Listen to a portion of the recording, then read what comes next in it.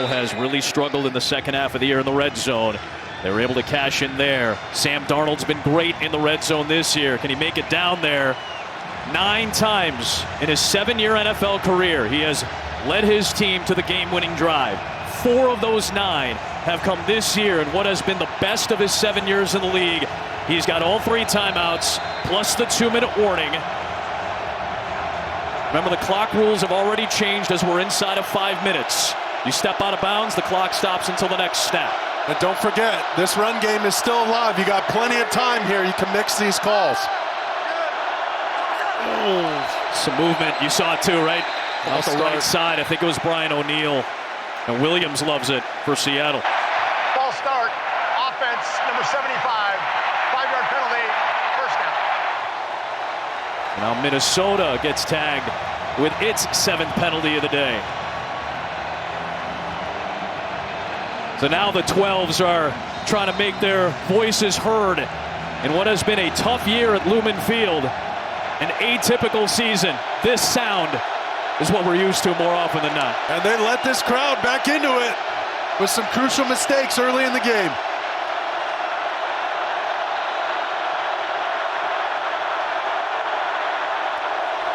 Jefferson lined up in the backfield that time. Runs that choice route, and he stumbles ahead, stepping out of bounds to stop the clock at 4:15. Gain of 12. Well, watch him in the backfield right here. He's just going to run his little halfback choice. Hawkinson runs the corner from the cut split, and there is nobody near him. They ran this last week against Chicago as well, and threw it to Addison downfield instead because they had Justin Jefferson covered. His 9th grab, he's over 100 yards yet again. 34th time in 75 games.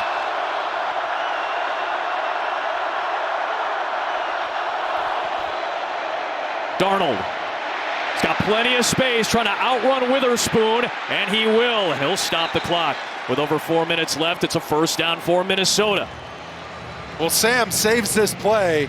You could tell there was some commotion pre-snap.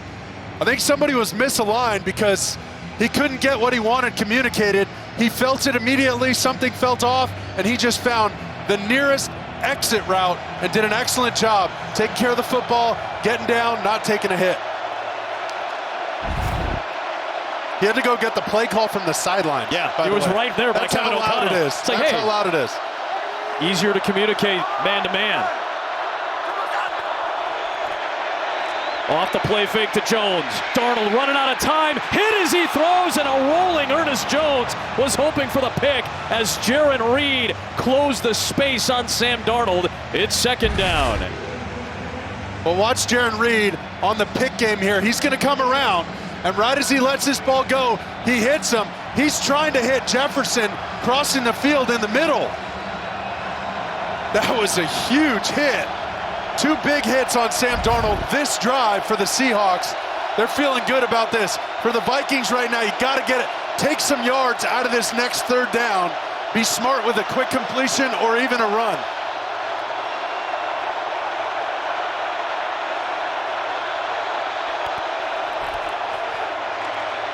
Darnold under pressure, and down he goes. There is a flag thrown as Byron Murphy II, who we saw in the last offensive series, come in for the sack. I wonder if there's a face mask here, though. I think you're right. This has shades of that Rams game in LA. No kidding. Too soon. Oh, sorry. I know. And that was a play that a lot of folks found controversial, right? That's a rookie mistake by Murphy right there. And I think tweaked his ankle a little bit. Look at Sam, he's walking gingerly. Personal foul, face mask, defense, number 91. It's a 15-yard penalty, automatic, first down. Would have been Murphy's first career sack. He's still got the hit, though, on Darnold, and that's why Sam is walking a little gingerly. Clear-cut face mask, and there's that left ankle that kind of gets into the traffic. Oh, he's feeling that one. See, he didn't pop up like normal. As the pinky wrapped up, and now a little sidelined, or banged up. Draymond Jones was the one who ended up falling on that left ankle of Darnold. It's a fresh set of downs after the penalty from the 39 of the Seahawks. Off play action. Stepping up. Launching downfield. And it is caught! Twisting, turning, touchdown! Jefferson! Minnesota's back in front.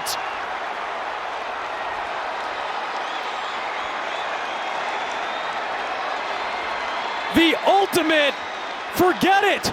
Justin's down there somewhere throw, and Jefferson finds pay dirt. I mean, he is, this is an incredible throw. Quick play action, he gets up to the line of scrimmage, but look, there's two defenders here. There's no excuse for that guy to be open like that. Sam got absolutely smoked after he let this ball go. You see, two bodies near. Justin Jefferson, Julian Love, just a little late to the party on that one. Uncharacteristic by him. Extra point from Reichard puts Minnesota back on top by 3 with 3:51 remaining. A drama-filled drive. What a throw. Are you kidding me? On one leg and then gets sandwiched. Justin Jefferson, why not? 144 on the day for Justin Jefferson, who's got 5 touchdowns in his last 3 games after he had one of those long droughts. Hadn't scored a touchdown since the Detroit game, one of the 2 losses all year for Minnesota. Had gone dry for a while touchdown-wise, and when they've needed it most, late in the season, the final quarter, it's been Jefferson and Addison right there for Sam Darnold in this resurgent season. A season best for Jefferson. They call him Jay Jettas. Jets. He's right at home here in Seattle with the home of Boeing. This is perfect for him. Natural fit. Still a long way to go in this game with how suddenly quick these offenses are trading blows back and forth. That was a 4-play, half-a-minute drive to get Minnesota in front. It's the heavyweight prize fight. I love it, coming down to the wire. Big NFC matchup. And both of these teams fighting for titles in their divisions. If each of them win out, they win their respective divisions. A lot of weight on this game.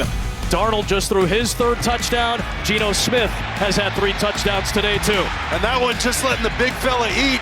Another dropping the bucket to Njigba, and then hitting the tight end, the rookie, trusting him with the heater up high for him to go jump and get that ball. He's had plenty of time. He's got everything in front of him. And in these kind of matchups, Geno thrives at the end of games, stealing completions and stacking them. From the 30. 2 timeouts in the 2-minute warning. Geno Smith over the middle. It's a completion. And here comes Noah Fant, who's had a few good catches today. Takes that out to the 48-yard line. Christina Pink down on the field, an injury update. Yeah, Kenneth Walker is doubtful to return with a left ankle injury. He has been limping very badly on the Seahawks sideline, but he put his helmet on. He's moving around with the team, so we'll see if he attempts to come back in, but doubtful at the moment. Now that goal line play, Walker got sandwiched, so McIntosh, who has carried the ball 17 times in his 2-year NFL career, is the back next to Smith. And right now it's key for pass protection as well. As Minnesota brings an extra body, it's in the hands of McIntosh, and he tiptoes along the sideline and gets the extra yardage for a 1st down. Well, look at this pressure off the edge. They're going to bring pressure, and McIntosh is just going to leak out into the flat. Geno sees it right away. They thought the back was going to stay in and block. So that's sometimes what they try and do, and he's tiptoeing the sidelines right there, trying to steal some extra yards. Well done for the 2nd-year player. But that's part of what Coach Flores does. He wants to overload the back in protection. That time they got mixed up. Here comes a blitz again.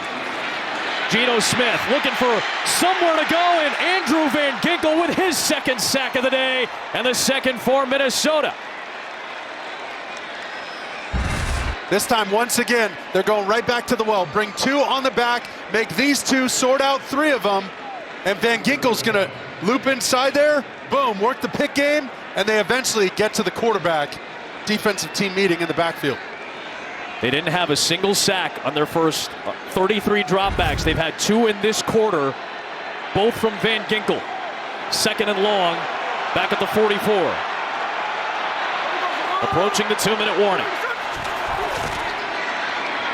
Smith loads it up, and it is nearly picked off on what would have been a fabulous play by Gilmore. It ended up hitting the deck and coming back into his hands.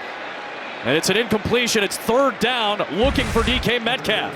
Well, Gilmore ends up running this route for him. He has safety help over the top. That's why he can slough off inside and get aggressive with any of those in-breaking routes. He knows he has help over the top. He doesn't have to worry about the double moves. So well played by him, such a savvy veteran getting his hands on that football. Let's see what the play call is here. It'd be a 61-yard field goal for Jason Myers, who's a good distance kicker. They've got to try to make it easier if nothing else.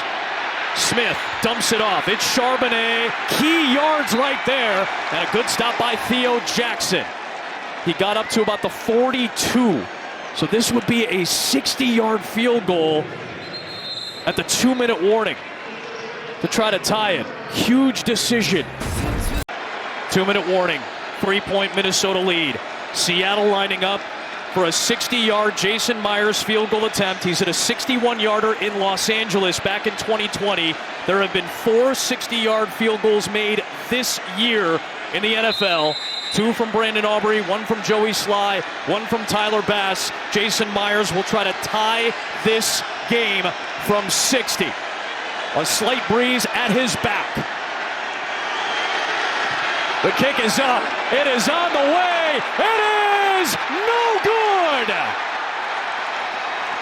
Still a 3-point lead for Minnesota. 1:55 remaining. Seattle still has 2 timeouts. This game is not over. Myers gave it everything he had, but could not tie this game. Just short there on the kick, but you see, when you have a long kick like that, you can see that interior push from Minnesota. They know it's going to be a low line drive, low trajectory type kick. They almost got their hands on that. So now Seattle needs 2 stops, 2 timeouts Exactly used. Right. Yeah, this isn't over at all. Seattle needs a big stop on defense and get ready for some runs. Here comes Aaron Jones, and a short gain. Seattle will use their second timeout here. Will be a stop of the clock with 1:51 left. So the games this week, obviously huge, but more big games coming up next week. Packers and Vikings square off from Minneapolis in the home finale for Minnesota. So the result of this game, very important, as Detroit won earlier today. Cowboys and Eagles are slated to square off in the late window. Eagles with a loss today against Washington. They're chasing both Detroit and Minnesota for the time being. Well, this is the situation where Minnesota, if you can get a first down, this thing's over. Seattle's going to burn their next time out right after this second down play, most likely a run. And they're going to try and get the ball back to their offense with just under a minute. So now Jones on the toss. So there's the Seattle stop. They'll use their final timeout with about 1:47. So even if Seattle gets a stop, you still get to about a minute left in the game to try to get the ball back.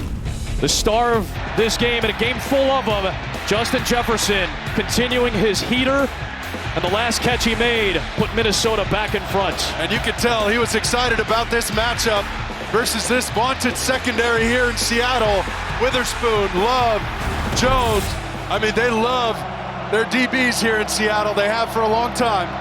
They seem to produce them year after year. And Jefferson went off today. Here's your ball game. Division title hopes for both teams up in the air. It's a fake to Jones. It's Darnold, and he's going to go down with 1:41 left. Derek Hall will get credit for the sack back at the 45 of Minnesota. Well, this is a smart play by Sam Darnold. You can't afford to stop the clock and give Seattle a free timeout. They tried to catch him sleeping on a little naked quarterback keeper. Didn't work out. Makes the right play to get down. Huge stop by Seattle. Minnesota's likely going to use a timeout, try to milk every possible second off the clock, so about a minute will remain. Geno Smith will try to do something he's done a few times this year already, lead another game-winning drive. First charge timeout, Minnesota. He did it in New England. He did it in San Francisco. He did it in New York. He'll try to do it at home for the first time this season. 18 times in a 12-year NFL career, Geno Smith has been able to lead the game-winning drive. Ryan Wright trying to pin Seattle as deep as possible. And I think in a situation like this, they're going to try and set up that return potentially. Right. You can't afford having a block or going for the block and getting a penalty here, and roughing the kicker. They're going to try and set up some sort of return. Jalen Darden is the return man, just his third game with the Seahawks. Right, good hang time, good angle, and he'll send it out of bounds inside the 20. Just have to get into field goal range if you're Seattle. So inside the 40 of Minnesota is the target for Geno Smith. What do you know? Another close game involving the Minnesota Vikings and the Seattle Seahawks. Geno Smith in yet another of these situations. Did it against the Jets a few weeks ago. And the 12's right here, hoping Christmas will come early and get them a field goal to extend this football game. The longer these guys hang around, the more momentum they seem to generate, and the more this fan base gets into this football game. Just extend the game as long as you can. Expect coverage from Seattle or from Minnesota. Trying to go about 45 yards, no timeouts, and a whistle with a flag before the play. Another procedure penalty on the Seahawks. Offense, number 72, 5-yard penalty, first down. So they'll head 5 yards further back. No runoff. The clock was already stopped. And Lucas with the penalty. Another Seattle false start. And this might be the first Seattle game in history where they have more false starts than the opposing offense. Are you kidding me? That's one of the things here in Seattle. That's a staple. 4 against Seattle today. Only 1 false start against Minnesota. Got to go about 50 yards now to get into field goal range. And Geno Smith wants a choke. Bad throw. Picked off. Ball game. And Theo Jackson, with his first interception of the season, seals win number 13 for the Vikings. And they keep pace with Detroit at the top of the NFC.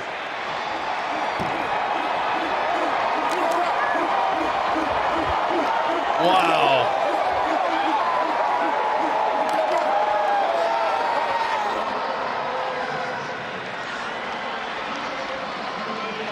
One of the best takeaway teams in the league does it again. Well, Geno's upset. He's expecting DK Metcalf to break that route off there. DK kind of oozes out of the top and stays vertical. Kind of quits at the top right there, and Geno's expecting him to jump in front of the safety's face. And that's a timing route all the way, those bench 7 corner routes. That's why you got to come flat underneath those deep defenders. Geno visibly upset. Well, when you get as many takeaways as the Vikings do, you have to choreograph plenty of those. And yet another interception, yet another takeaway. 30 of them this season for the Minnesota Vikings. The only team with a takeaway in every game this year. They did it against Geno Smith twice today. And at the top of the NFC, 2 Titans right now. A pair of 13-win combatants. The Detroit Lions and the Minnesota Vikings. And yet another 1-score win since Kevin O'Connell took over. 31 of them